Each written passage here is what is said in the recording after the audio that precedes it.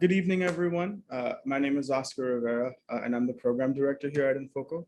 And we are really excited to welcome you to the first session of our Immersive Technology, Art, Activism, and Community Workshop Series, hosted in collaboration with BronxNet, Pregones Puerto Rican Traveling Theater, and the Bronx Council on the Arts. Before we begin, just a note on accessibility, we are offering tonight's session with ASL interpretation, thanks to our friends over at All Hands in Motion.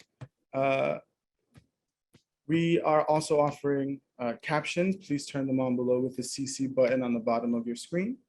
I would like to mention that Enfoco's offices are located in the Bronx on what originally was the homeland for the Lenape peoples. We aim to honor all members and accomplishments of the Lenape community, past, present, and future, and acknowledge that the land on which we operate came to us through violent excursion and the erasure of the Lenape and other indigenous peoples, and are committed to dismantling the ongoing legacies of such settler colonialism. That's the wrong word. The Immersive Technology, Art, Activism, and Community Workshop Series is made possible with funds from the New York State Council on the Arts in partnership with Waveform, Immersive Technology Initiative, with the support of the Office of the Governor and the New York State Legislature. Just a program overview, the Community Workshop Series is a 4-part series that will introduce and explore the uses and varying applications of immersive technology. The second session is scheduled for August 19th, 2022 at 5 p.m. being led by Pregones. The third and fourth sessions will be announced soon. Please visit enfoco.org for more information. So this is going to be our agenda for the evening. Tonight, we'll be hearing presentations from artists Antonio Serna, Betty Yu, Trish Gianakis, and Will Roberts, all of which have engaged with immersive technology as part of their creative and professional practices. We'll also be hearing from Audrey Duncan, BronxNet's Director of Community Affairs, and special shout outs to Maria Cardoza and Samantha Geffen, who are ASL interpreters for the evening.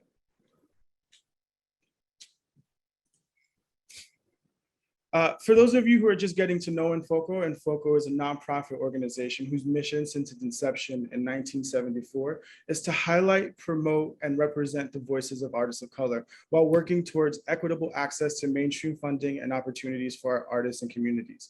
Infoco had the opportunity to work with other local organizations like Pregones and BronxNet and the Bronx Council to develop the workshop series in hopes of spreading awareness and access to these developing technology and virtual experiences. With that being said, I'll be passing the mic on over to Audrey. Thank you, Oscar, and thank you everyone for joining us. I'm Audrey Duncan, Director of Community Affairs at BronxNet. BronxNet is the public access and community media center serving the Bronx. We have been serving the Bronx public for nearly 30 years we have a threefold mission, and that is to provide unique content focusing on the issues, concerns, arts, and events that are happening here in the Bronx. We also make it possible for internships, workforce development for high school and college students.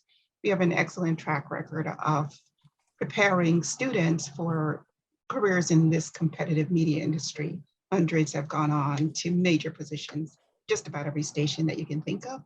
And we also serve the Bronx public with all sorts of media production training and access to our equipment, studios, and resources.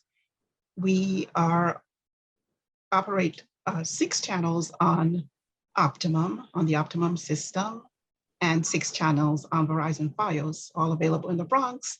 And many of our programs can also be seen at www.bronxnet.tv. We have multiple locations. Our main facility is located on the campus of Lehman College. And there we have 2 wonderful studios where we produce in-house, content produced by our professional producers, as well as content produced by independent Bronx residents, independent producers. There are people who are, in some cases, have never done production prior to coming to BronxNet, and we train them in everything they need to know to produce their own independent shows. We also have a facility at Mercy College, a small studio, that's very capable of serving the people who live closer to that area. That's Mercy College in the East Bronx at the Hutchinson Metro Center. And we are excited to announce that sometime late, December or so, we will be opening a brand new facility at the La Central development in the South Bronx near 149th and 3rd Avenue. That facility will be very unique. It's 2 floors of just innovative spaces, several studios. We will be circulating field production equipment as we do at our other locations. And this is where we will have dynamic extended reality studios so that people, artists, students, Bronx residents can create content and just create great worlds of their own imagination to help tell the stories to their audience, and be able to share this with our TV viewing audience, web audience, or on your own platforms. So we are really happy to serve, particularly the artists that are here tonight, as well as all our Bronx residents and students. And we have classes on a regular basis. We have the Director of Education here, Timothy Coleman, who at some point will be able to tell you all about the wonderful classes you'll be able to take at BronxNet. And we hope you stay in touch with us to be able to access our studios, our resources, and feel free to visit www.bronxnet.tv to find out more and to contact us. Alrighty, folks. So we're about to get started with the artist presentations. And first up is going to be Tech Basics with Antonio Serna. Thanks for that wonderful introduction, Oscar. My name is Antonio Serna. I'm an artist, and educator, researcher in New York City. It's interesting and a privilege to be back working with Enfoco, or working in the Bronx with Enfoco. A little bit background about myself. I identify as Tex-Mex, white passing. My family's from North Mexico, a lot of mostly from the border towns in Texas and Mexico. But I've been in New York for quite some time. Actually got my first studio in the Bronx. It's kind of dating me, but with Longwood right after I graduated. So that was my intro into working as an artist in the Bronx. Interesting note is that I was one of the last artists to have a studio there before the program went virtual. So that was the days when everybody was thinking everything in the arts might be moving to websites. And so I was doing a lot of, after which I finished the program there, but I started working on technology programs in Asia and kind of fully embraced the kind of avatar art making style while working on technology. I think that's Web 2.0, I believe, technology that was fully, embraced in some countries in like Japan. And we were rolling out a lot of cool stuff back then. So yeah, thanks again for inviting me today. I've been kind of tasked to do a basic overview of the tech basics. We want to present a lot of this stuff as if nobody knows anything about it. So allowing everyone to kind of start at the basic. So if it sounds a little simple, just hold on tight. This is just a general basic overview. It doesn't provide all the answers or all the solutions, but it gives you a good starting point, I believe. Also, we have 3 other artists after me, and each of them will talk again in more detail about a lot of the tech that they use and a lot of different implications and uses and techniques or whatnot from their profession. Okay, so quite quickly. So I wanted to start with the 3 basics: virtual reality, augmented reality, and mixed reality. There's kind of always a question of what the difference is between these. And it is kind of difficult to summarize these, so bear with me. I'll try to enlighten them, and I'll have an example after them, after each definition. So for VR, virtual reality, it's basically an environment that can be experienced through a smartphone, computer, or VR headset, virtual reality headset. It's generally a 360 environment, which means it's all encompassing. And it could be computer generated, or it can be video. 3D immersive video is also stitched together to create a 3D environment. So that's the basic for virtual reality. And augmented reality is kind of more a technology that adds digital elements to our real environment. So you'll see a digital element on top of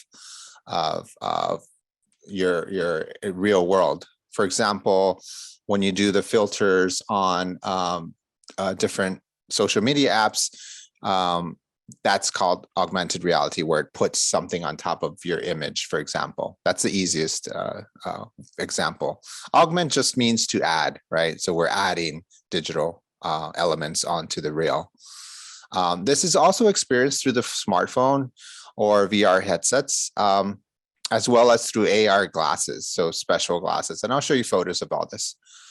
Mixed reality is basically mixing these two worlds together to provide a more smooth experience. And I believe MR is a bit more advanced in the sense that once you put elements in this real world or in this space together, you can actually manipulate them, or you're supposed to have some, it's tied to the real world. So they can, two different things, digital and unreal, can interact if programmed to do so, right? So you can get a digital water cup and pour it into a real water cup, and that's a kind of mixed reality experience.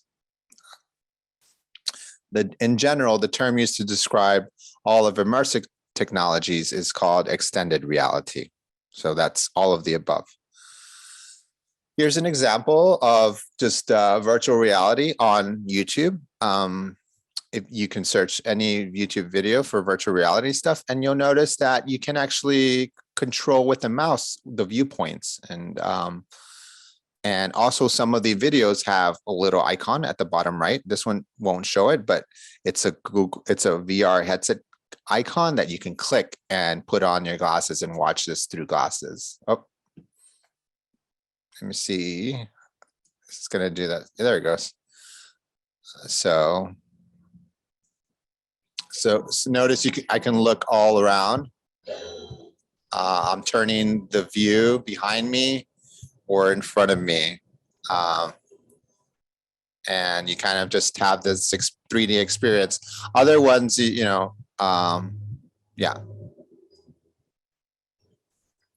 Again, I'm looking up. I could look down, to the right, and to the left if I like. So that's the VR experience in a nutshell. Augmented reality, again, that was a whole world created through computer generated. But again, there are videos that create a VR experience. Augmented reality, this is done not through glasses, but through a monitor.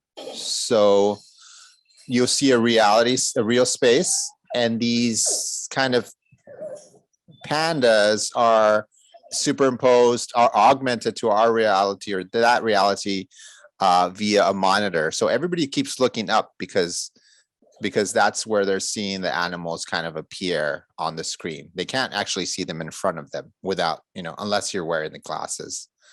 That's kind of augmented reality, adding objects in space. And last one is the MR, which is more, it's also like adding augmented elements into space. Let me just mute that. But in addition to that, let me just jump to section.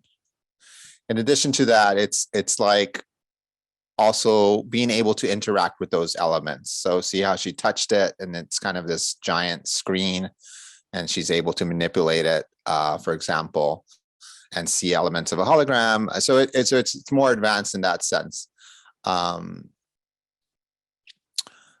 That's the three basics. So you had virtual reality, augmented reality, and then finally mixed reality, which has a lot of more things going on and interaction capabilities between the real world and the virtual world. So VR headsets. So just so you can familiarize how they look, the left is a VR headset. The center is AR glasses. They look more like glasses. And MR headsets. The identifiable thing about MR headsets is they'll have those lenses in the front because you're putting things on what you're seeing, so it can see through. Some of the more inexpensive ones have a hole, so the camera, the phone camera that's in there, can actually see through. So that's kind of how you can tell the difference between the peripheral stuff. And so VR headsets, underline it again, it gives you total immersion inside a virtual environment. And with VR controllers, you can actually manipulate or interact with that environment and other people. AR glasses is more like bringing information to your glasses on the screen. And for example, informational text about something you're looking at in a store, for example, you can click with your eyes and see the price or the material or the whatever is going on there. You can get messages, alerts, vitals like your heart rate if you're doing exercises. That's all on your screen. It's kind of a computer projected onto your screen. It's intended for all day use. Everywhere you go, things get augmented. That's the idea.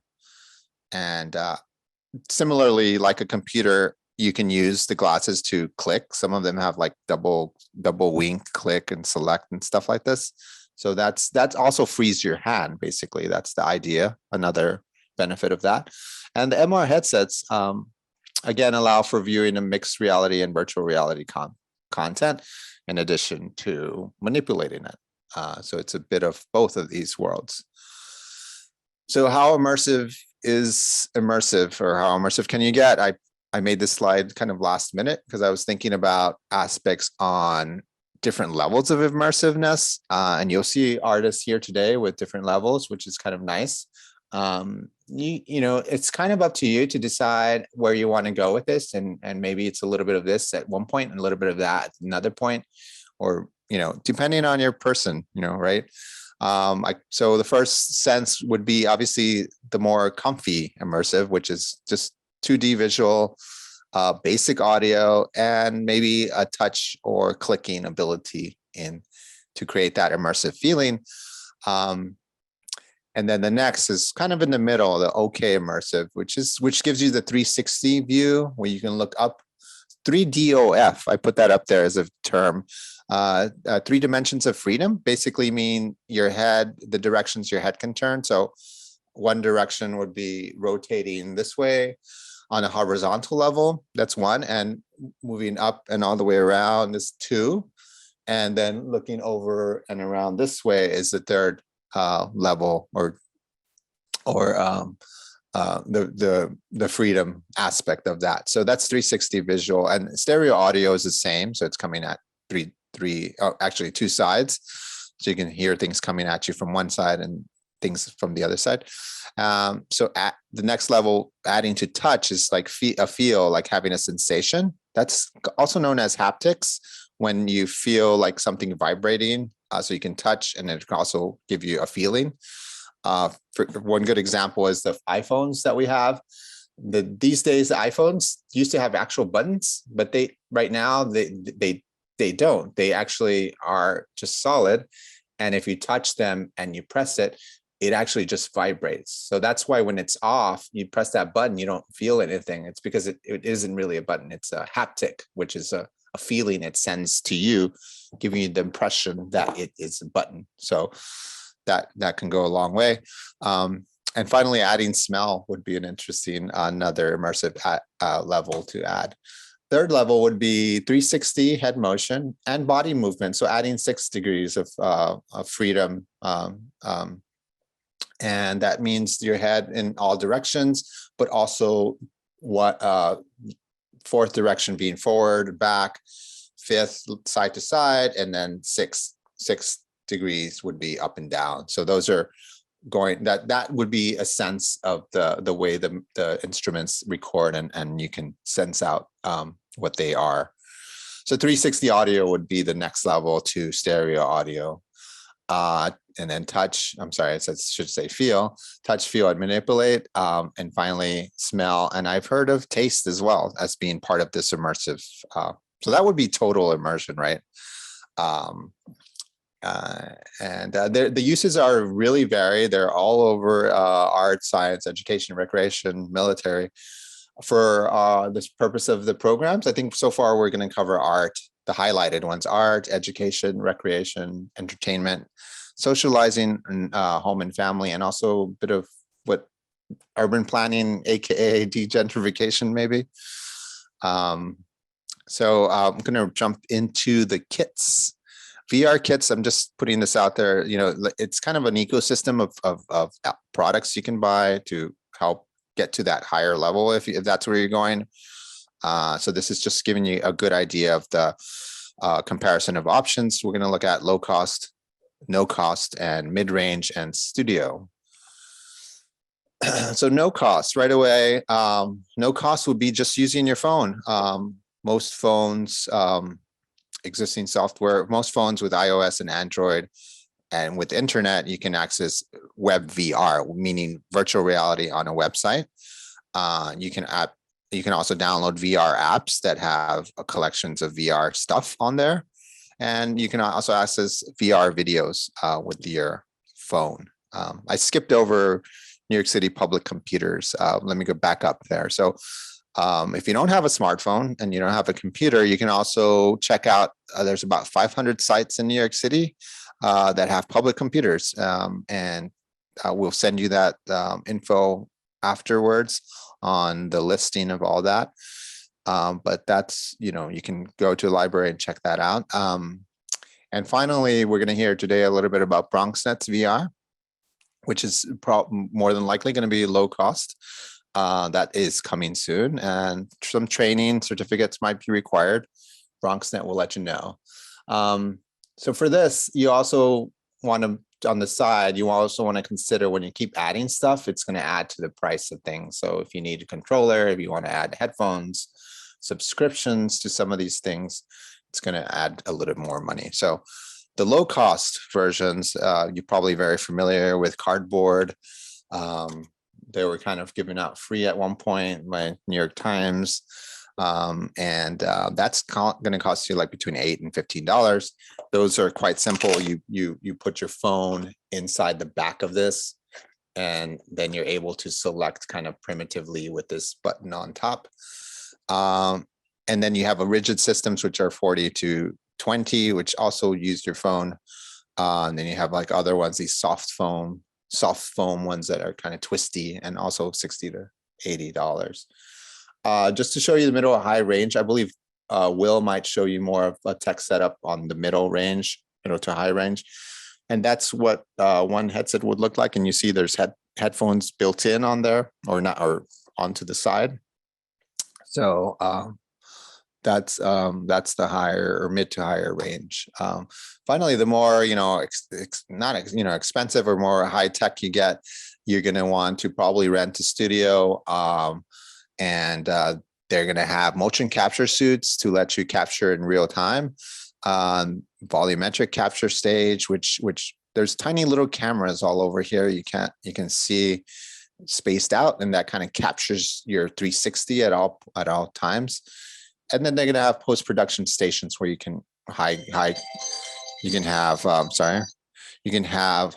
level editing capabilities on a computer station there. So it's going to be costly, and it's going to be per hour, not costly, but maybe per standard. It's going to give you space, and it's going to give you computer time. So required lots of money, grants, or collective or community kind of donated equipment. You can pretty much gather all this stuff together if you get together with a group, and you might be able to get some donated space and also set up your own kind of digital VR studio if that's the direction you want to go into. Again, the cost I've added to this onto the side is if you start using editors, sound designers, to get sound on there. You use animators. You're going to have programmers to tweak some things, and technicians as well. So there's a whole lot of stuff to kind of juggle at that level.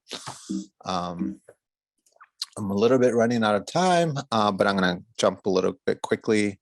So no cost. Again, it's going to be a quick and easy access to whatever you have. Uses your existing equipment, and you can experience it anywhere. On the fly, in the stores, on the subway, because it's with you, just like your smartphone is.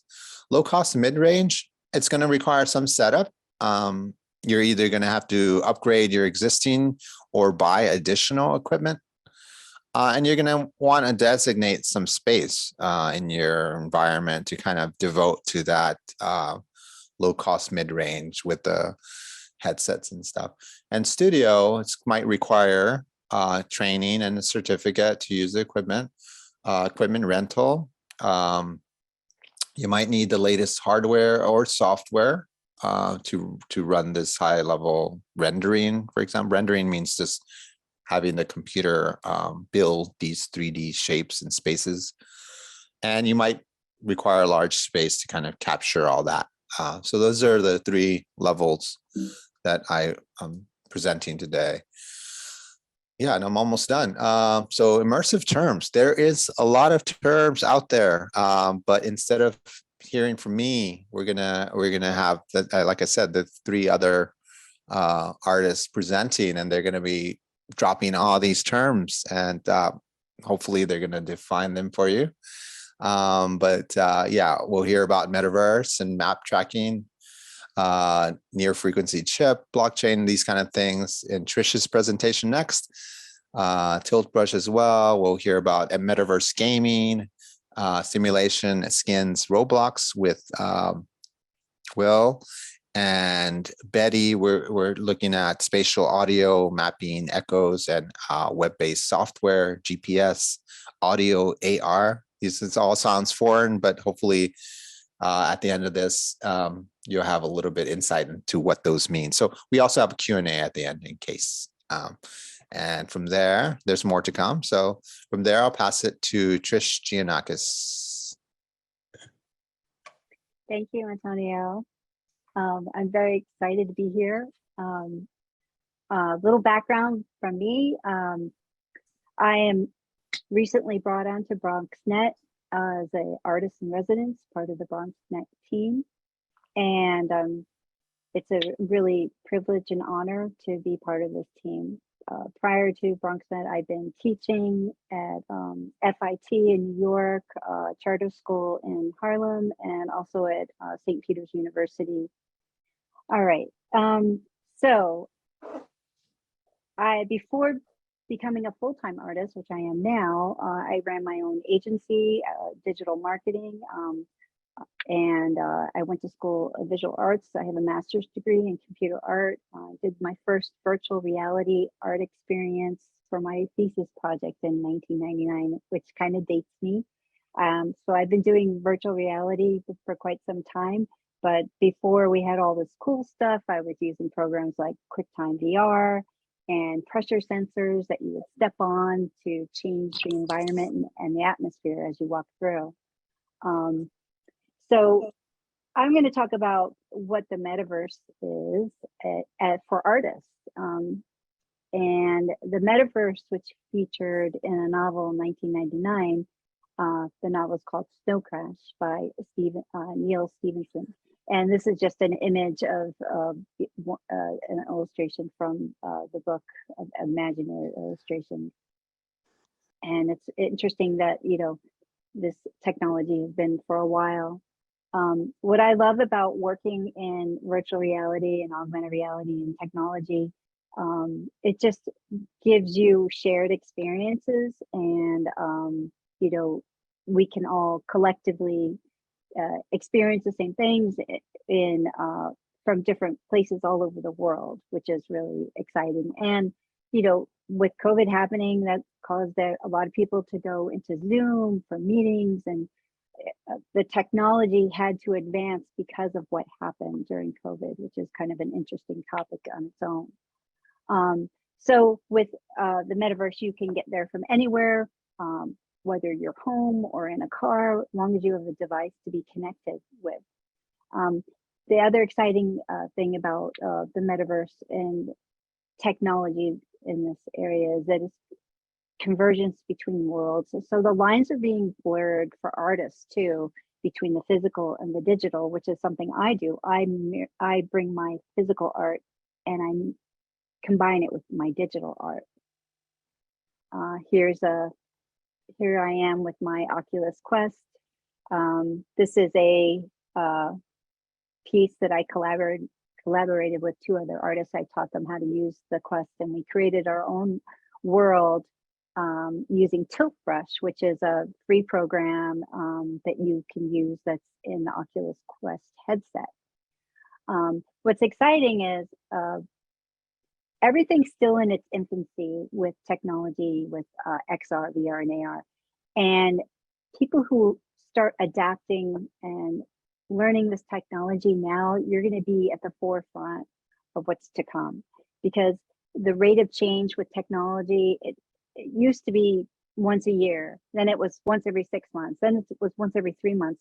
Now it's once a week to daily, how fast things change. So if you can get into this immersive industry now, you'll be one step ahead of other people, and you can start using it in your art and selling NFTs, get into galleries, because this is the demand right now for artists. So what else is interesting with this technology is artists can be engineers, and architects can be designers, and developers who program are considered artists too, because everyone's being valued for their own creativity and their knowledge. And that's even more exciting. You're not being judged on anything other than what you can create and your knowledge, and that stands for you. Some background behind me: this last year, I was a featured artist at MetaVerse 2.0. It was a global summit series in March. I've also done quite a few meetups in spatial. I still am also a featured artist in Verbella, and they had a huge party, Hands In 2022 Metaverse Summit. There were people from all over the world that attended. Here's the gallery that they built for me. And those avatars, that's all the people that were in attendance to the opening of my show. And what's really exciting with this technology is you could see one of my paintings is huge, because we can make it as large as we want the pieces to be in the metaverse. So this is one example of one of my galleries. And I'll take you into another example of my private virtual gallery. I use spatial, and I did a little video of what the experience is like. That's my avatar. That's a fun thing with avatars. You could change how you look, but these are all my sculptures. I have 3D animations. I have my NFTs imported into everything. There's like kinetic sculpture. I have a dancer there in the corner. So I have a lot of things going on in the space, and just mixing everything together in one cohesive art exhibition. What I also like about this platform is you can be in there in desktop. This is what, only 6 months ago, the avatars were only like half bodies. Now you can have a full body. That just shows you the rate of change. But besides being in desktop, you could go in with a headset, and you could go in on your phone. So that's the beauty of it all, because you don't have to be tied down to one location. If you want to get in and see something, you can go in on your phone while you're in the car driving, or someone else is driving. You're not going to drive and look at the phone. But I think you guys know what I mean. Here's another beautiful example of the new technologies. This is augmented reality. This is an educational tool for books now. A lot of publishers are incorporating augmented reality into their books. This is a beautiful art book. As you look through the pages come to life.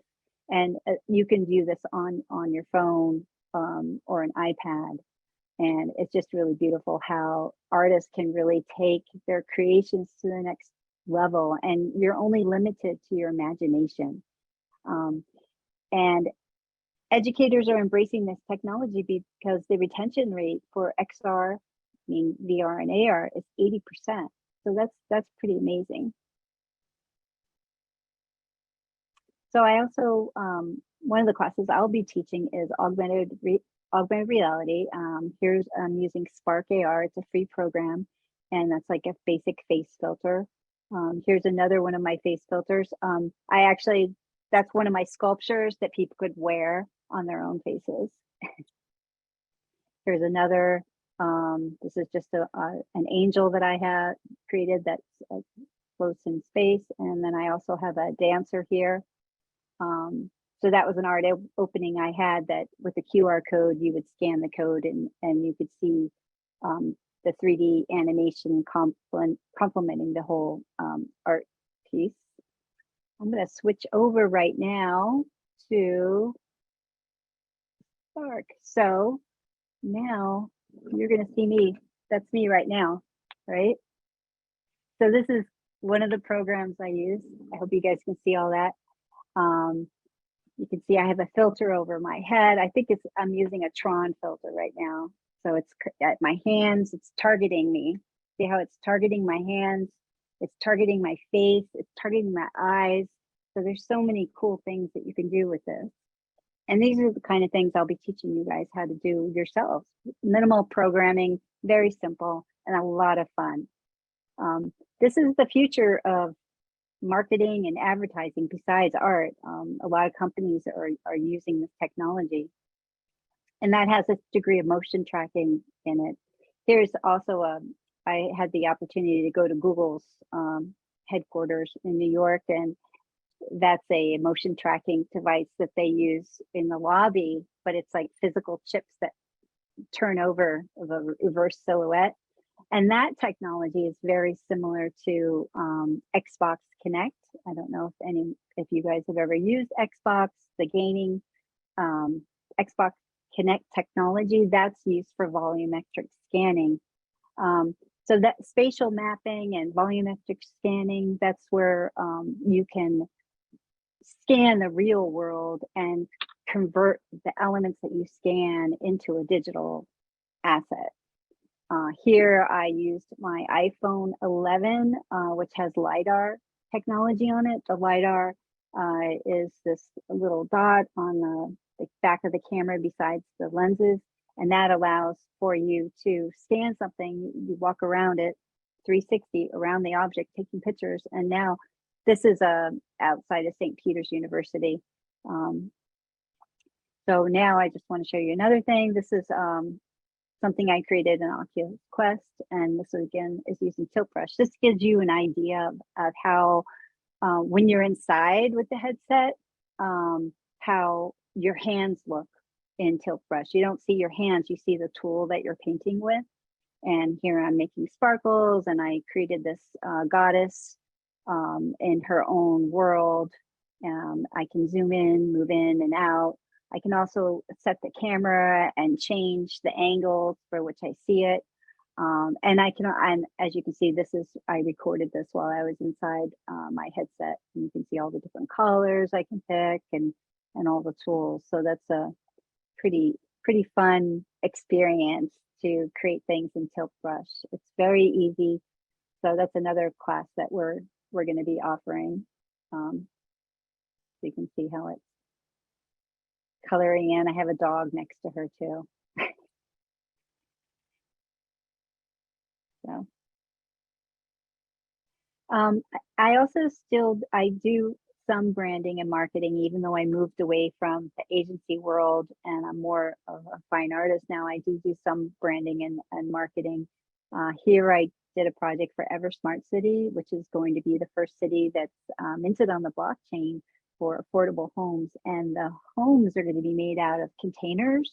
It's a really interesting concept, and they're trying to get investors right now. So they asked me to make an NFT of the first. I did the logo design, and then I made an NFT out of it. And I worked with somebody else. We created this building. So the building that you're looking at in the video, that's the NFT that's simulating what the container home will look like. We're going into it, and then you can see the logo spinning around in the middle.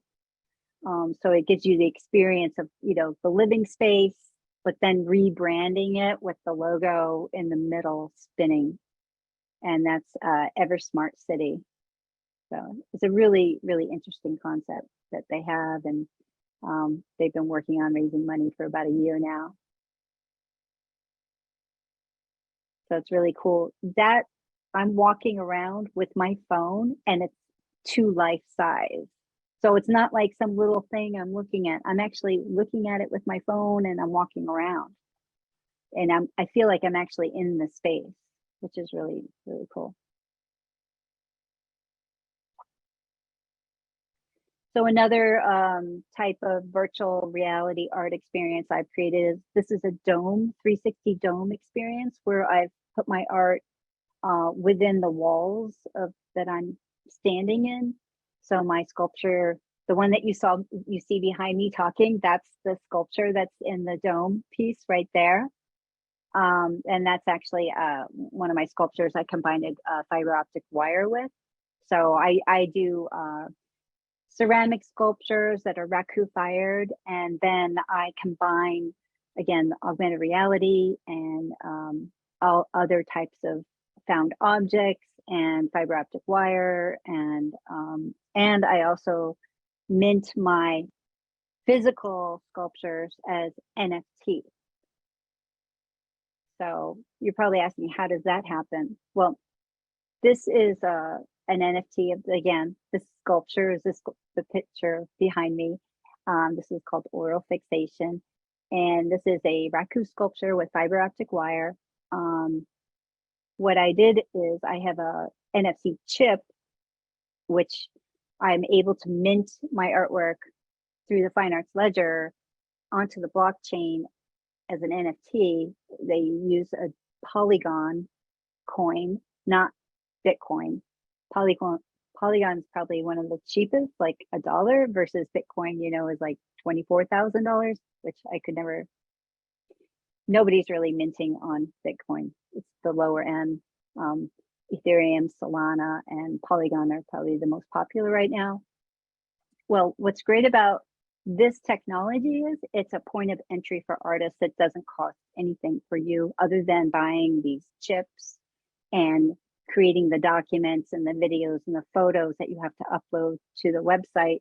And then when you buy the packet, and it's like $26 for 5 chips, and they mint it for you, it's on their digital wallet. The digital wallet is where the cryptocurrency is stored. So you're not putting out the money to have any cryptocurrency.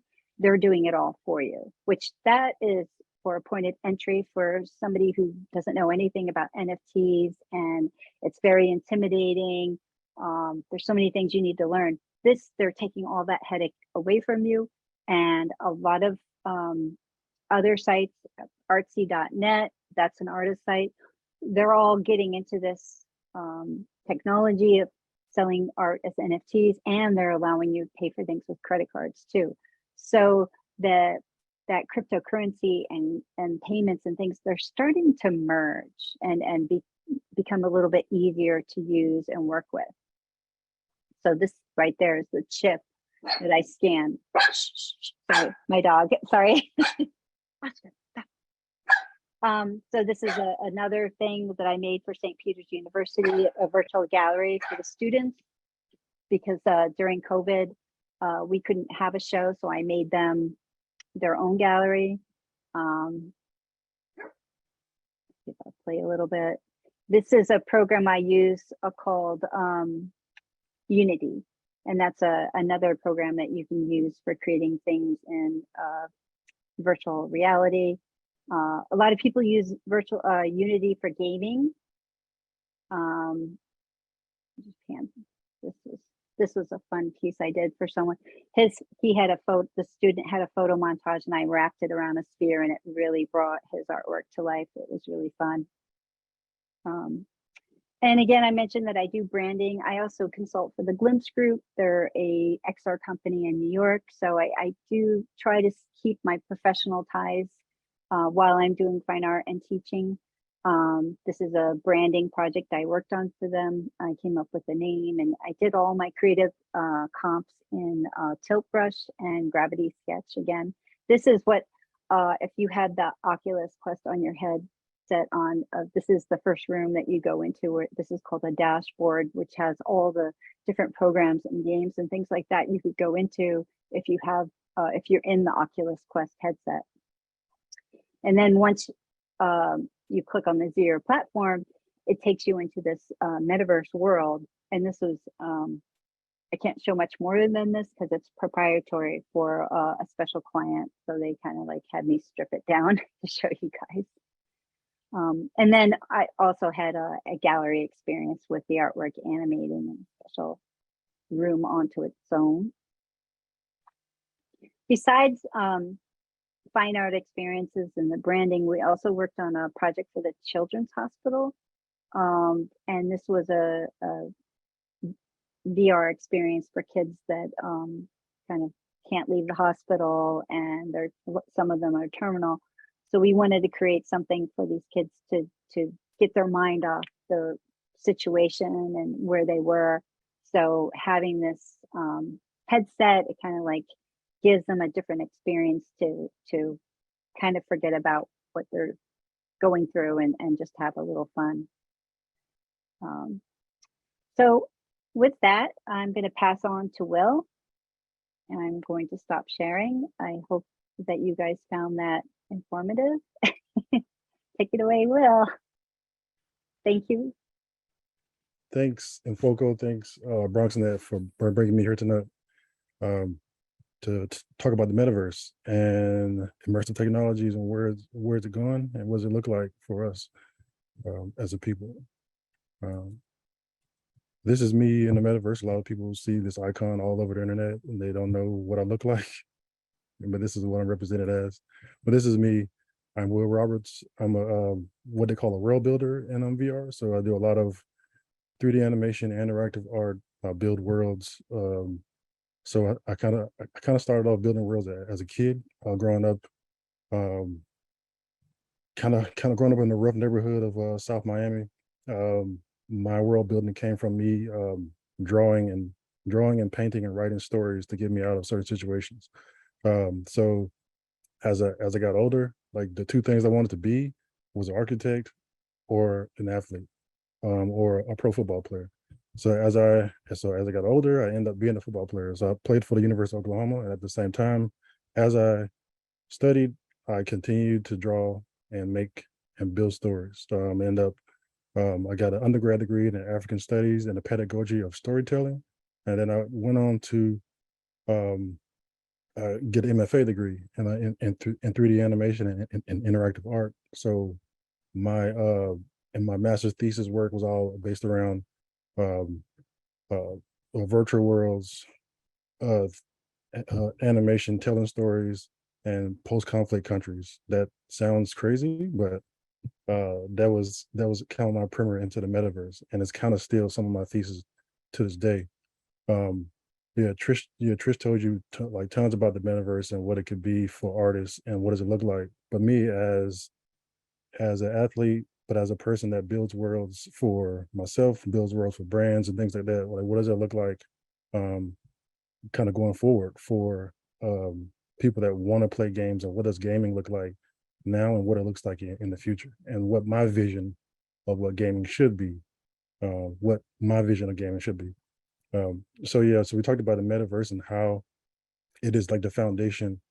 I mean, like the foundation of the metaverse is like this game-based technology, simulations and things like that. And that's kind of like what it's rooted in. And when so like you thinking about it in that way, it's the foundations of these big tech companies like Google, Facebook, Microsoft, a lot of that stuff is kind of based on these like fictional books. I think Trish touched on Snow Crash was one of the books that inspired a lot of technologists to build these virtual worlds and these technologies. And a Ready Player One was another one. But both of these stories are definitely are skewed towards the dystopian futures, and that's not the future that I want, and that's not the future that I want for anybody else.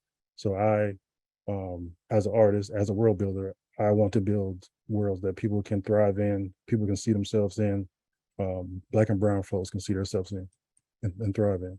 So yes, one thing I wanted to kind of touch on right now is like the basics of these immersive games, XR, what they call XR games or VR games, and what does that look like now, and what does it look like in the future, and what does it look like as a metaverse and these different types of communities.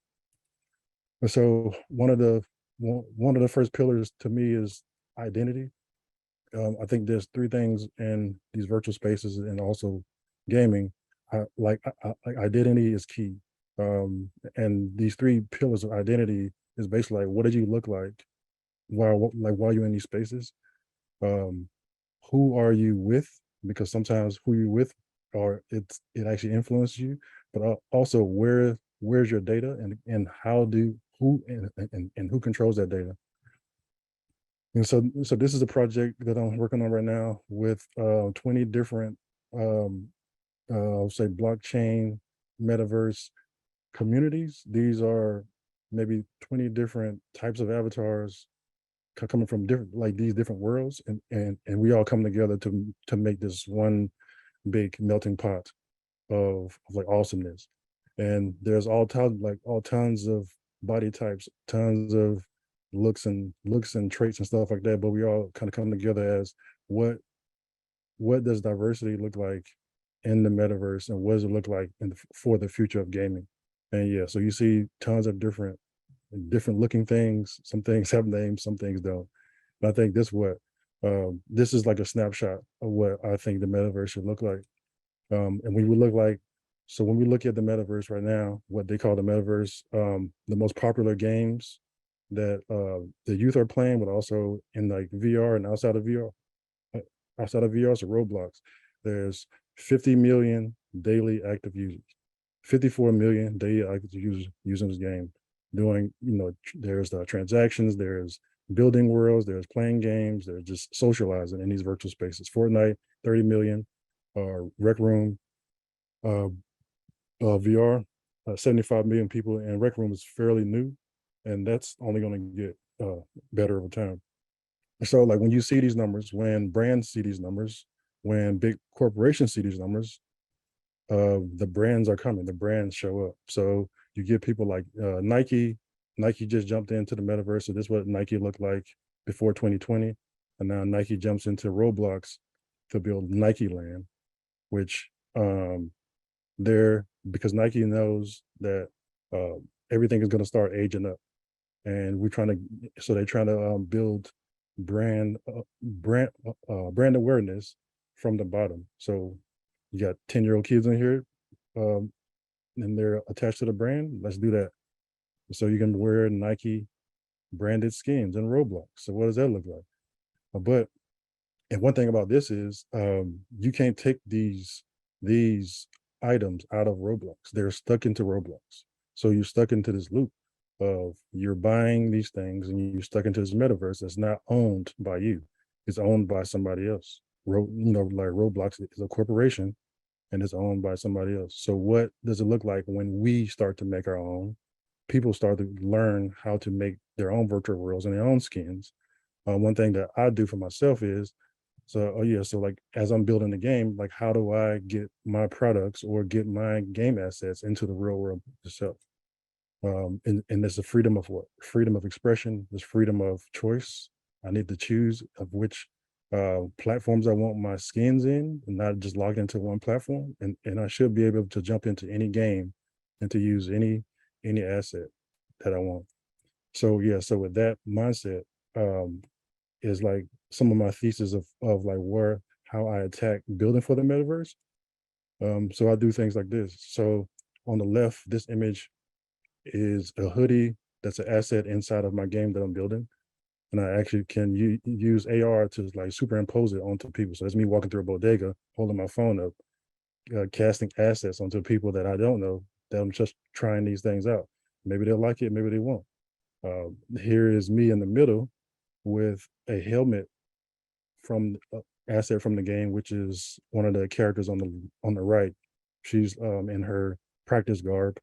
But yeah, so like me wearing a helmet from the game as a filter, but also the hoodie that I have on is the same hoodie that was digital. So there's a term that's coming up. It's called phygital, where it's like a phygital and digital version. That's one thing that I am integrating into what I do as an artist and as a person that makes games. So if I am playing as a certain character, what if I want to look like that character in real life? So you buy the skin, but also you get a code to go on the website, and then you get the physical hoodie that you just bought, the digital hoodie, but the physical version of that in the mail for like for free. So that's one thing that a lot of brands are trying to do. But I think as a maker of things, as a person that could navigate these spaces and know these different types of softwares, like we can leverage these things faster than they can, because we're not billion-dollar companies, things like that. Yeah. So what if, yeah, and kind of going back to identity. So what if in my metaverse I want to wear African mask, or I want to wear over here to the right, I want to wear a different type of avatar that's based on in indigenous culture. So these are all virtual objects that I built. That's a part of this universe that I'm building. This a metaverse that I'm building that is different from what the quote unquote metaverse that a lot of these corporations are trying to build. When you think about social, social these days means Twitter, Facebook, and Instagram, TikTok. So, and I think in the future, gaming is where socials will be at, not just playing games, but actually hanging out in these spaces. So this is what like social media looks like today, and this what the metaverse of the social media looks like right now. I mean, it's supposed to be look like. I mean, it's supposed to look like. This is Facebook's version of it. I think um, it is a watered down version of what the metaverse will look like, even though everybody has their own flavor of what the metaverse will look like. But yeah, so for me and my vision of what it looks like, it doesn't look like that. It looks like something. So this is Facebook Horizons. You can use this. This is free to use with anybody that owns Oculus Quest or a Oculus headset, or I would say Meta headset. You can't use it on any other platforms but Facebook's platform, and that by definition is not metaverse at all. So we can talk about that in the discussion. But yeah, so this is a shot from a project I'm building right now. It looks Afrofuturistic, but it's definitely educational. Also, it's my version of what my metaverse will look like. It's totally different. So these are some avatars, some people from that world. Right? Yeah. So right now, I think this may be 20 of avatars, but I think I have over like 120 of these now made, and also, yeah. So people can adorn themselves in these, but also as we start to build out this world and build out this platform, I'm teaching people how to build their own avatars, but also if they want to wear one of these as an avatar, or they want to, I would teach them how to edit these things too. And these are things that, the Facebooks of the world, the Googles of the world don't teach you how to break break their game to do something else. I think that is on the metaverse as a game. So this is just a quick shot of one of the characters. This is a demo version. So like so this virtual world, this like metaverse is like cross-platform, and it's like browser based. So I know Antonio brought up a web VR or web XR. This is like one of those versions. So if you don't have a headset, you can still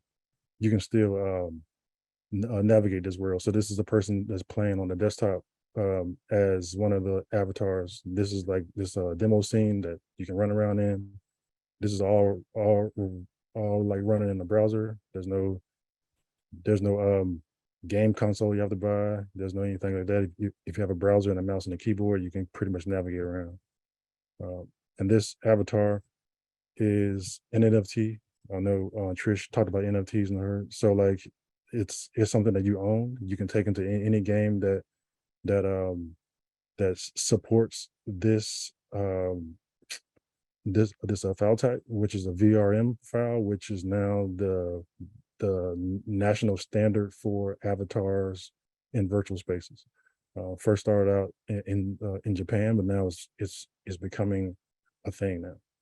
Yeah, so this is just a character changing from one character to another one, and you can save those inside of your backpack, inside of your wallet, and kind of keep going. I'm going to kind of scrub through this.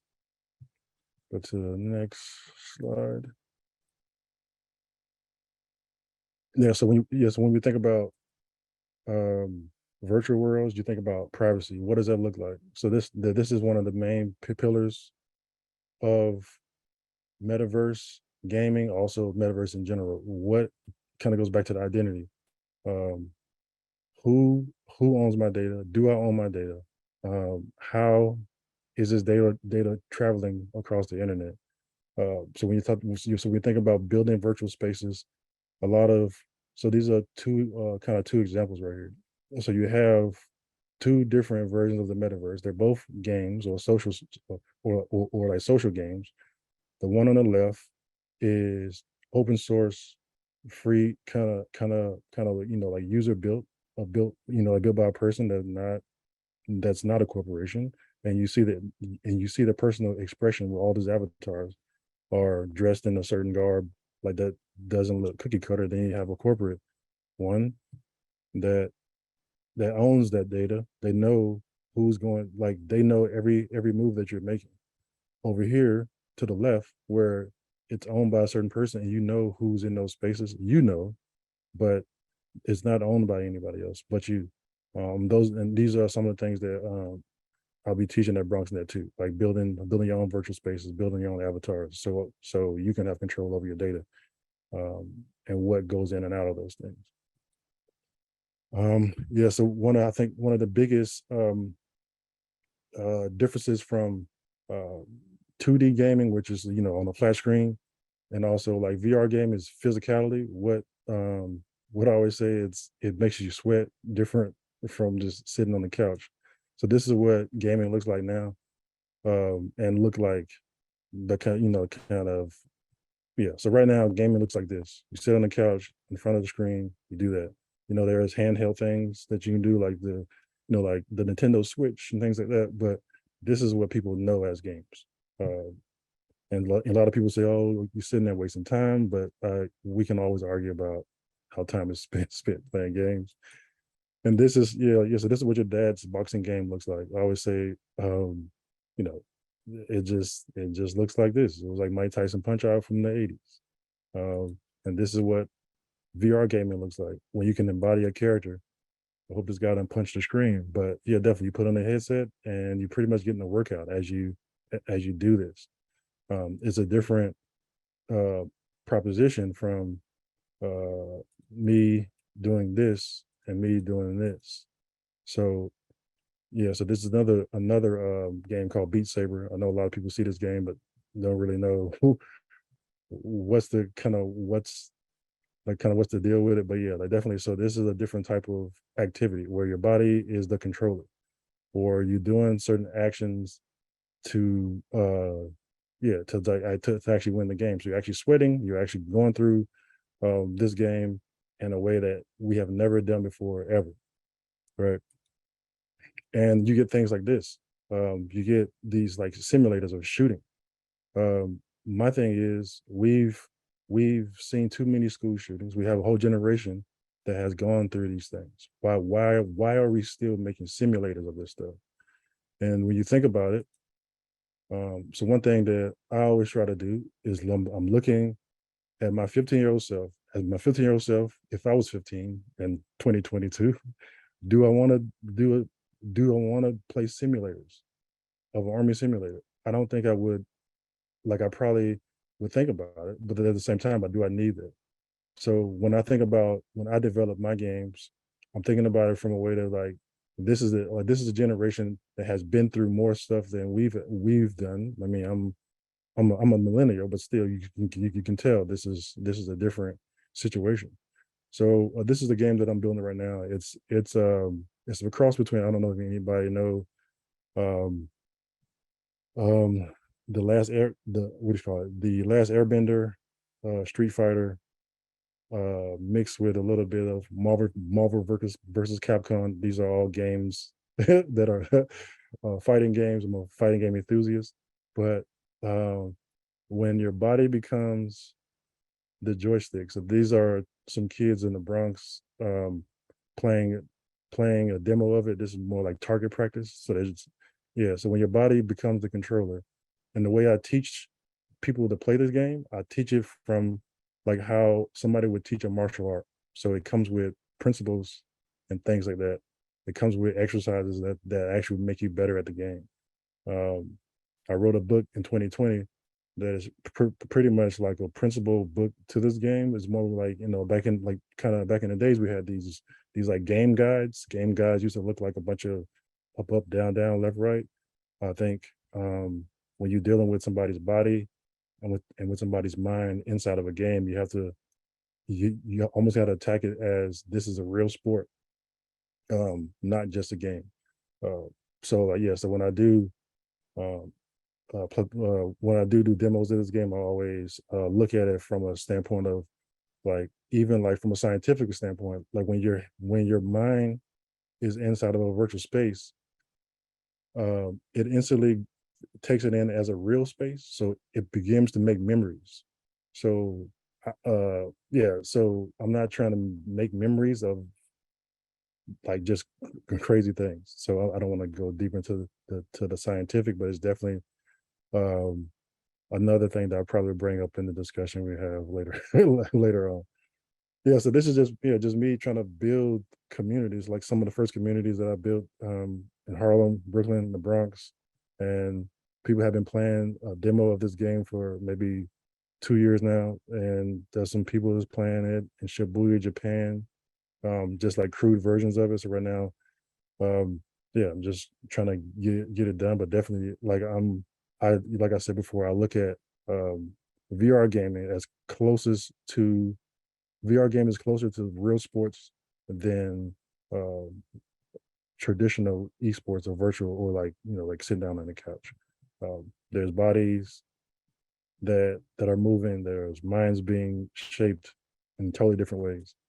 And why is this important? I always talk about why is all this stuff important. Like why am I talking about games in a way that's that sounds theoretical, but also uh, it sounds like it's more important than just playing. I feel like it is more important than just playing because it's like when you're learning a certain thing, you're learning a certain skill. I always tell some of my students like it's almost like you're training your body, you're training your mind. So I always tell them if you don't train our minds and our bodies to be liberated, how when we know when it comes.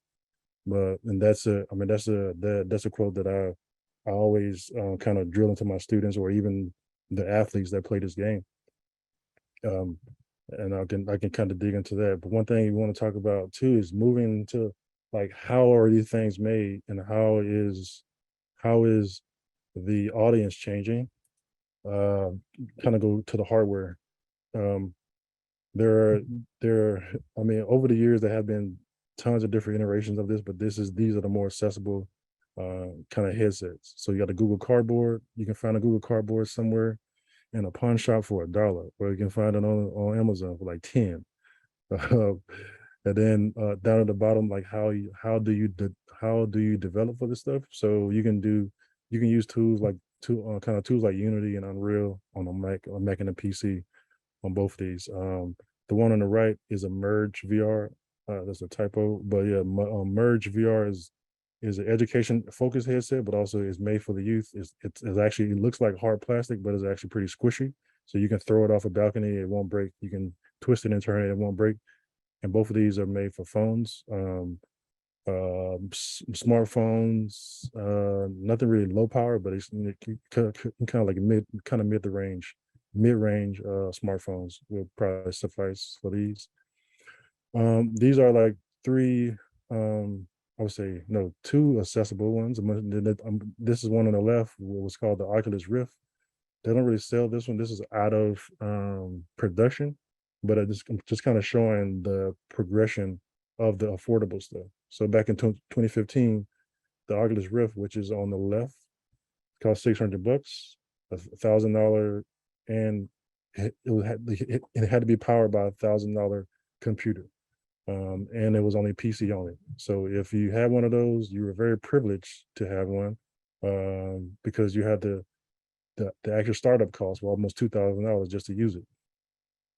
So now we have the Oculus Quest, or the Meta Quest, in 2022 is $300. You don't need a computer at all to actually use it. It's actually its own built-in computer. Yeah, so you can develop it on Mac and PC. And also, yeah, so Unity and Unreal, these are things that I'll be teaching at BronxNet. And also the PlayStation VR. So people always tend to leave out PlayStation when they talk about VR, because PlayStation kind of knows who they are. PlayStation itself is an entertainment gaming system. So there are some of the best games on PlayStation, but like outside of gaming, trying to develop for a PlayStation headset is almost impossible, because you got to do a lot of kind of going through the corporation, getting all the packages and the downloads and the dev tools and the yada yada. Yeah, so it's not out of reach, but it's not accessible to the average person, because you actually have to be a business to actually develop it for it. But kind of going back to the Oculus Rift, I remember when I first got my Oculus Rift was 2013, I think, 2014. That was like the first one that came out. And I first started my company in 2014. I have a VR studio based in Harlem. But when I first started my studio, I didn't even have a headset. I think the only headset I had was a Google Cardboard, but I knew the technology and I knew both of these were similar. So I had a potential client who said, "Hey, I'm an architecture firm. I do this, do that." I was like, "Yes, I know how to do VR, but the only thing I knew was this, but I knew I wanted to have this." So I convinced them that I knew what I knew, and I ended up buying one just because I knew the basics and the foundations of what the Google Cardboard was, which were similar, very similar to the highest end of the spectrum when it comes to VR. And I think that's a key point, because you don't need to have the shiny, the brand new, or the most expensive thing to actually get your vision out of your brain. You can start off with a cardboard and end up somewhere beyond somewhere that you didn't even dream of. So yeah, but that's one thing that I was kind of keep in mind. Just like start off where you just like start off somewhere. The worst thing you can do is not start. Yeah, so we talk about software. I made a list. I think we want to post this list somewhere. Just kind of going through kind of design tools that are free or cheap. I think there's one software on here that's not cheap at all. But yeah, so like Photoshop is pretty accessible, kind of wide range. GIMP is open source. Inkscape and Photopea, all of those are free open source software that you can use to concept or design your games before they become 3D or become that, you know what I'm saying, that next big blockbuster game. Blender is open source, free. Gravity Sketch, Maya, these are all 3D tools, so for 3D modeling. Let me see. So yeah, so Maya is one that's kind of the industry standard. Everybody uses it. Pixar, DreamWorks, they use some kind of version of that. ZBrush, that's the industry standard too. The cost of ZBrush has gone down. VRoid Studio, always put VRoid on here because it's very entry level. avatar builder, and it's free. It's based out of Japan, and it's amazing, like just a crazy awesome tool. Unity 3D is free to use, but there is like paid versions of it. The paid versions for a beginner, you won't see any difference. So just start off with Unity 3D free. Unreal Engine is another engine, kind of a competing engine. They both do similar things, just a different flavor of those two things. Yeah, so that they're both free to use up until a certain point. Game Maker, the same, like most of the people make 2D games out of this stuff, but and Godot is another one that is open source game engine. A changing audience, always talk about Gen Z, Gen Alpha, the new kids on the block. As an older millennial, we always talk about like what's changing and what happening and how can we influence the next generation. So this is how like things are changing for us. I think the web is changing because there's stuff like blockchain and Web3, NFTs, and the word metaverse now is becoming a thing now.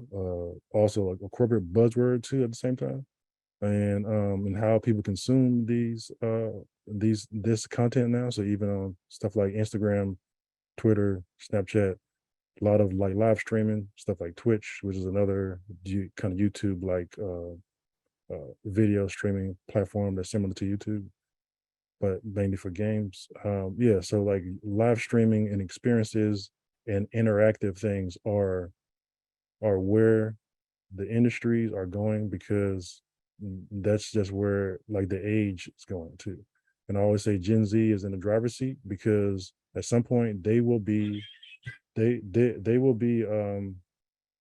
years old, they will be 20, 40, and they will be the ones that's making the decisions. And so if you grew up your whole life living, playing in virtual worlds with your friends, socializing, so what does that look like 10 years from now, 20 years from now, when they are have their own homes, own families, and things like that? What does the industry look like? So that's how I kind of see it going. And I always talk about numbers. Women lie, numbers lie. Men lie, women lie, numbers don't. And numbers always kind of prove things out. And these are some numbers from like Gen Z and how they interact in virtual spaces and games. Yeah, so like 45% of Gen Z say, I feel like my identity in games are truer of expression of who I am. And that's, like I said before, that's a generation that is of need right now. That's a generation that's been through so many things in the past, I would say the past 5-6 years, maybe 8 years. But yeah, so that's how they feel about being inside these virtual spaces inside of games. Yeah, so these are some quotes. I know I'm kind of I want to go over time going over these quotes, but I think I can move along with this. Yeah, and how do we take these technologies and kind of reshaping the narrative? Because I know the narrative has been when new technologies come, Black and brown people are always the last to get these technologies or the last to learn about them. And I feel like with these emerging technologies, this is a time that we can actually get on the forefront and actually make things that are catered to us, but also cater to our sensibilities and the things that we like. And also just not just from the front end of it, like what things look like, but also having say so in the technology from the highest level, from the kernel of it, from the idea.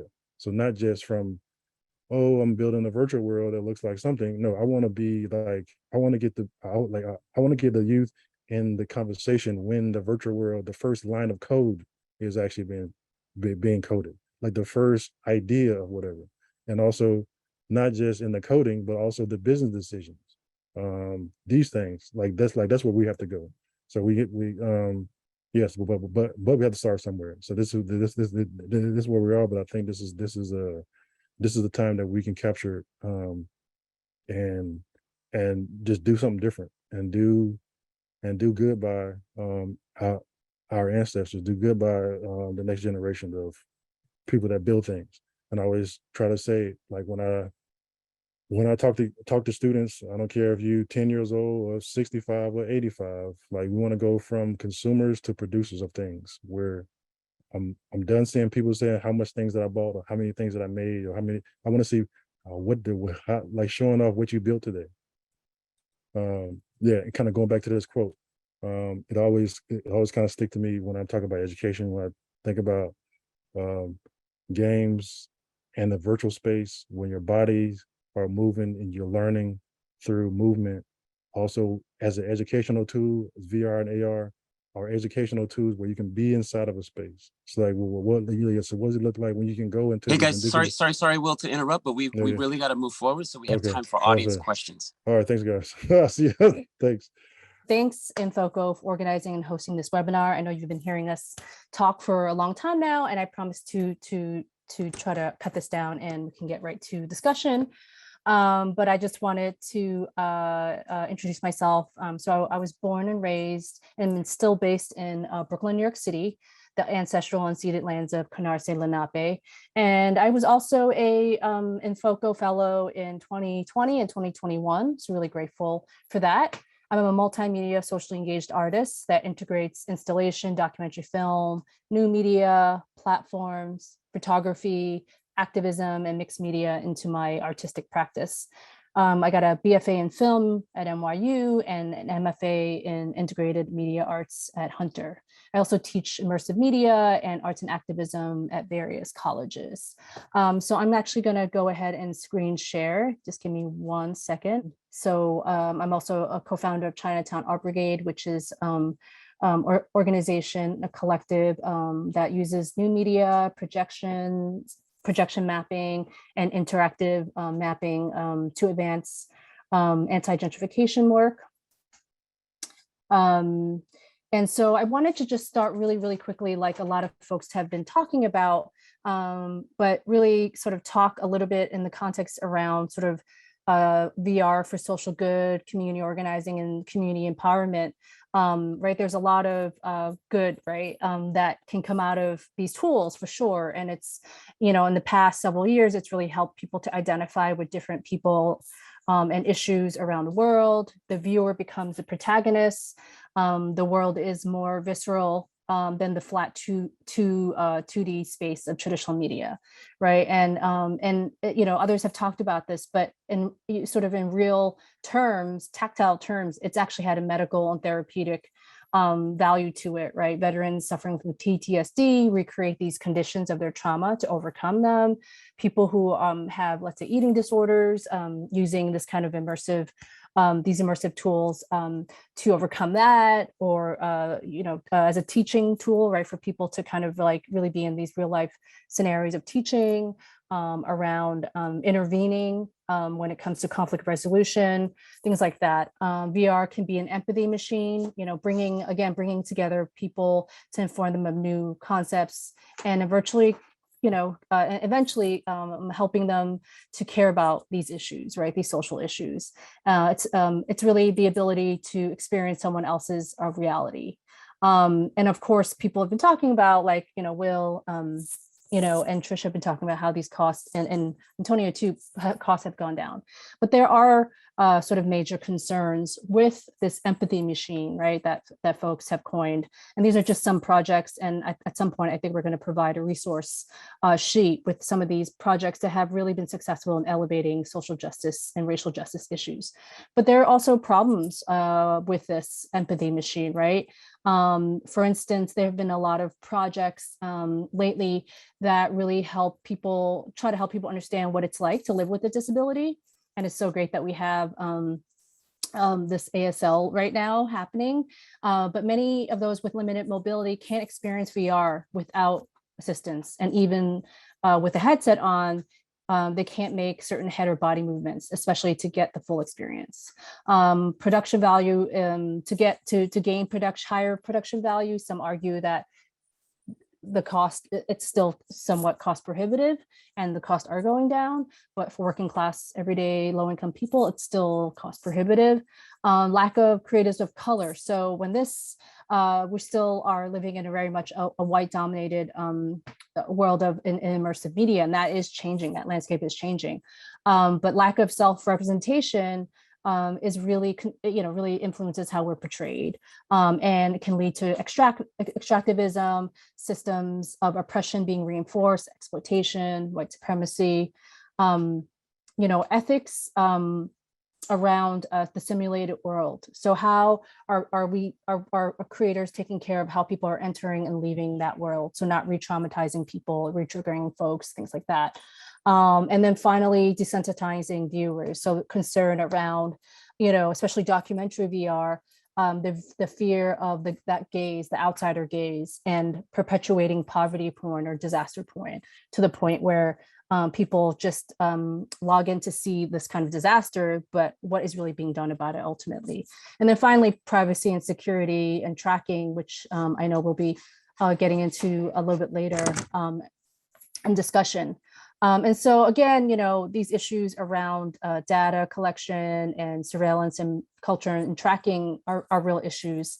And there have been a lot of people pushing back against this, but some of these, I'm not going to get into detail. We'll have a resource sheet, but see, these are some of the issues that have that are concerns around this kind of new technology and the surveillance that happens around it, and tracking and data breaching. So predictive policing, right? And I'll share an example of a project that pushes back against that. Facial recognition, right? Again, being weaponized against people of color. Social media tracking, a lot of corporations, for insidious reasons, also government, right, using this to track people's whereabouts. And I think we all know about that. And that flows with GPS tracking, right, on your phone. The rise of vigilante apps, where like Citizens app and things like that, where people can send real-time crime alerts based on curated 9/11 calls, and it offers anyone a way for anyone to live stream, and it shows dots on a map. And supposedly these are dangerous areas, right, that you're supposed to avoid, but clearly very racially coded. And then finally, stingray technology, which has been used more recently during BLM uprisings, where police are using these devices to disrupt activist communication, steal people's data on cell phones, and then ICE using drones for what they call a more humane smart border, right? Which is what this administration is using. So using drones and AI cameras, sensors as a more humane alternative, right? And meanwhile, Amazon is sharing their information, sensitive information, with the Department of Homeland Security and local police departments. So hopefully I didn't scare everyone. I just wanted to put some of this out there and say that there are people pushing back, right? And really coining what people are calling like design justice, right? Really working to strengthen neighborhoods and develop their own infrastructures, control their own infrastructure, and making sure that they're, creating their own platforms to meet their own needs as as their own communities. And these are just some of the ways they're doing that. They're educating people about their rights, about how the government and corporate media is stealing and sharing their information. Folks are like, we'll talk so much about community work and education and working with young folks. A lot of folks who are helping to demystify that creative production process and really emphasizing folks to be active producers instead of passive consumers. And then people using open source platforms, right? Like meaning that there's no cost, there's no barrier to entry in terms of cost, and it's encrypted. And again, people are creating their own like internet networks and things like that to control how information is sort of flowing. So I'm going to talk a little bit about a few examples and in terms of pushback. So American Artist is a contemporary artist working in new media. Their work focuses on themes around Blackness, being, and resistance in the context of networked virtual life. and this is at the Queen's Museum. So what you were able to do is you sit down, and he's made different versions of this, but this basically you sit down and you start to understand what predictive policing is, and how for the last 10 years, police departments all around the country and world really are using this kind of software to really really prey on communities of color, right? And I'll just, in his own words, these are just really short clips. He talks about it, and he shows exactly some of the videos that you see when you're sitting in the driver's seat, supposedly like an NYPD dashboard. So let's just watch this. In the film, you see this technology sort of forecasting or predicting where some potential crimes may take place, which is based off of how the software actually works. It doesn't visually look the same, but these types of softwares do use past police data to predict where a crime might take place. And the way it's talked about within the context of these softwares is forecasting or crime forecasting, rather than using the word predicting that we're more familiar with. In the film, And so this is just an example.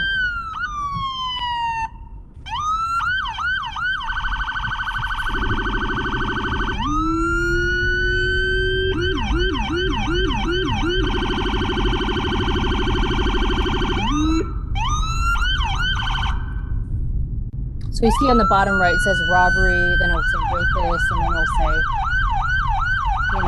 so that's actually how the software kind of works. And he's using it to make a social commentary.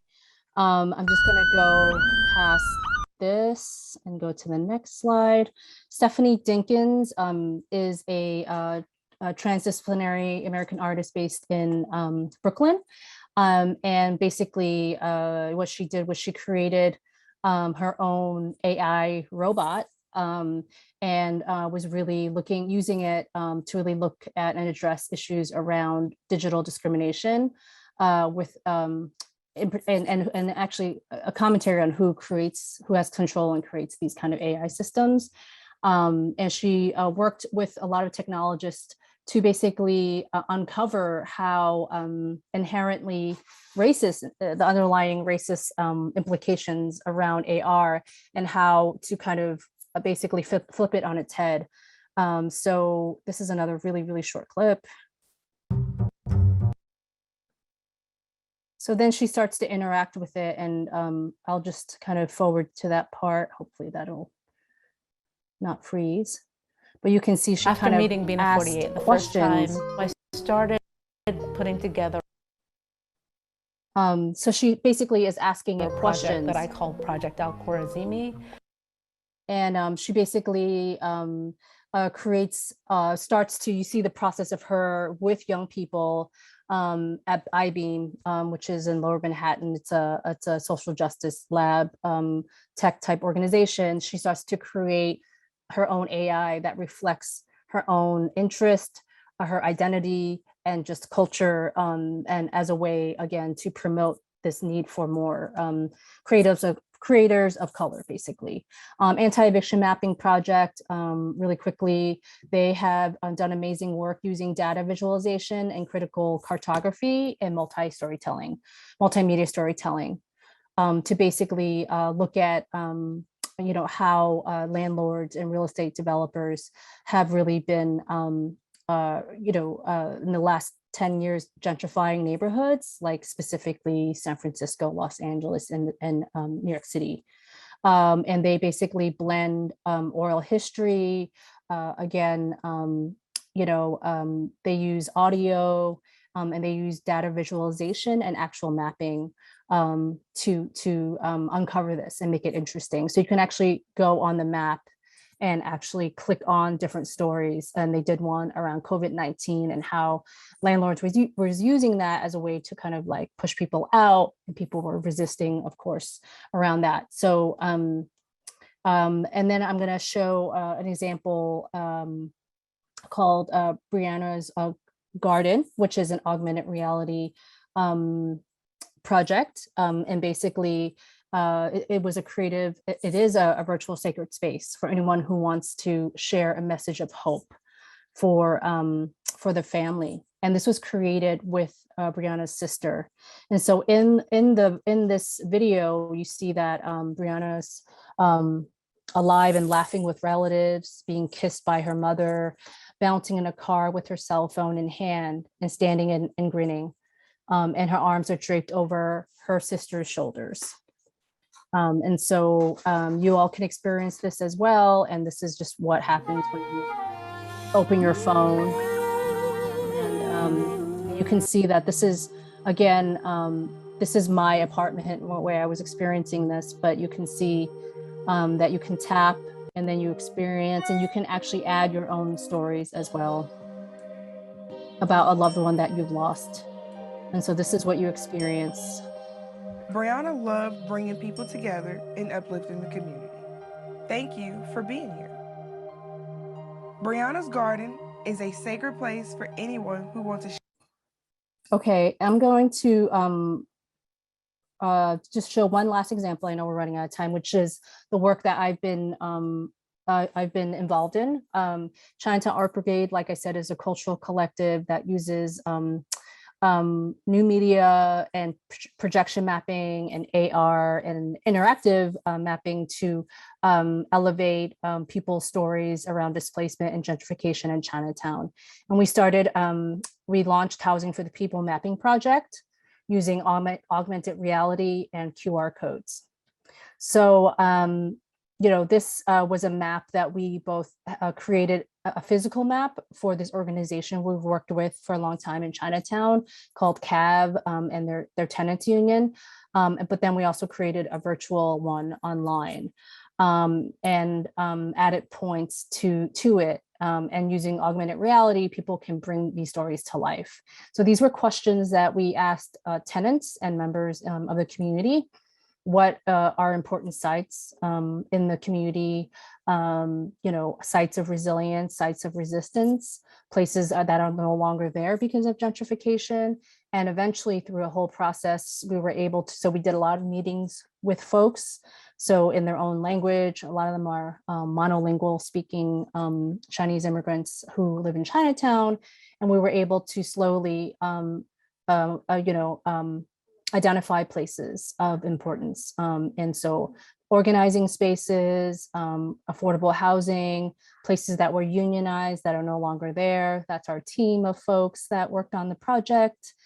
And so the augmented reality part was really we did an open studio where people, we led walks, but this one was where people could just augment the photo, right, of the place. But as you all know, you've learned about augmented reality and the different layers and objects kind of moving.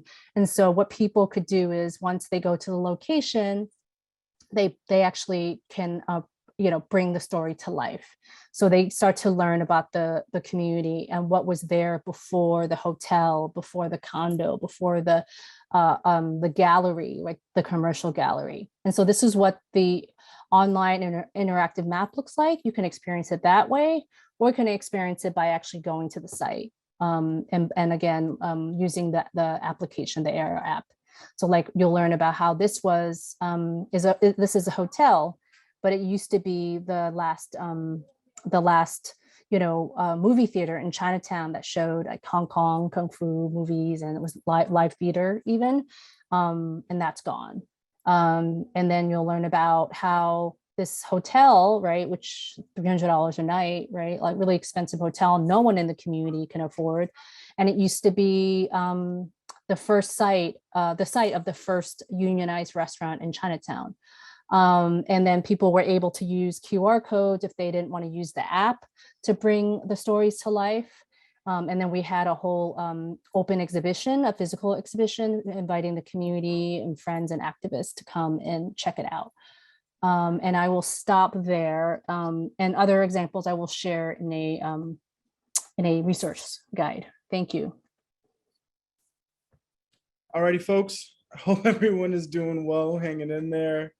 We're going to be moving on into the very last portion of our event this evening. And the panelists are going to answer a couple questions. And feel free to add any questions that you might have into the Q&A feature, and they'll be answered as part of the discussion. And so just to start the discussion, I'm going to ask a couple questions. And the first one, can each of you talk about how issues of privacy, data security, tracking, and surveillance might impact your own work? I could comment on for my NFTs that I create.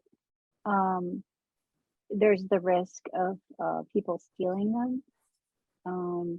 And a lot of times you have to go on Discord to promote your work, and there's a lot of bots, people impersonating or bots impersonating people.